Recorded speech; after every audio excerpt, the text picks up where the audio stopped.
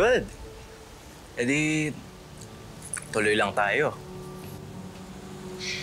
Nagigilty pa rin ako. Hindi ako sanay na nagsisinungaling o nagsisekreto sa kuya ko eh. Relax, baby girl. Wala ka namang ginagawang masama eh, di ba? And, kailan ba tayo magkikita ulit? Basta, ako na ang magme-message sa'yo. Okay. Basta, ang importante, tayo na ha? O sige, sige na. Bye-bye. Ingat ka. I'll see you soon.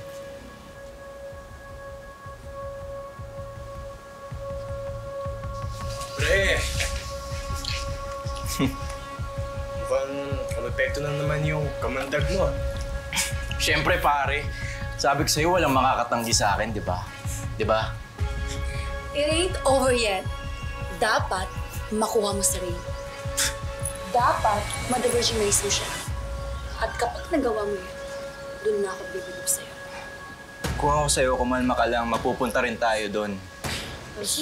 Nako, wasak na naman ang buhay ng isang kawawang babae. Cheers. Cheers! Kailangan ko na umuwi. Parati ka naman nagmamadali eh. Eh, alam mo naman sitwasyon sa bahay, di ba? Nandun na si kuya. O tara, hatid na kita. Ah, hindi. Hindi na.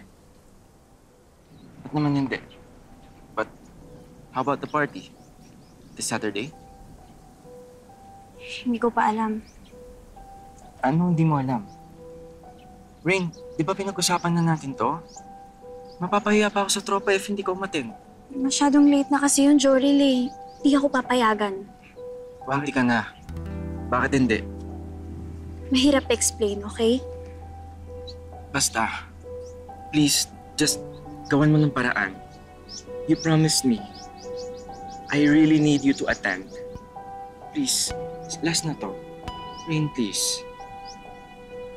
Please, last na.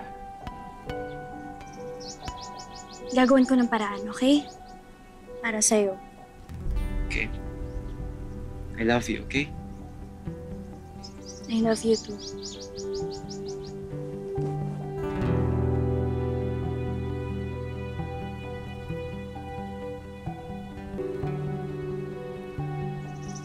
Mauna na ako. Okay. Ingat. Salamat.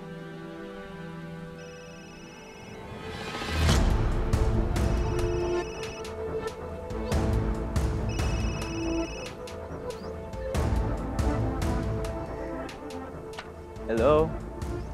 How about mag-ready na kayo sa Sabado? Mukhang bibigay na sa akin si Rain eh.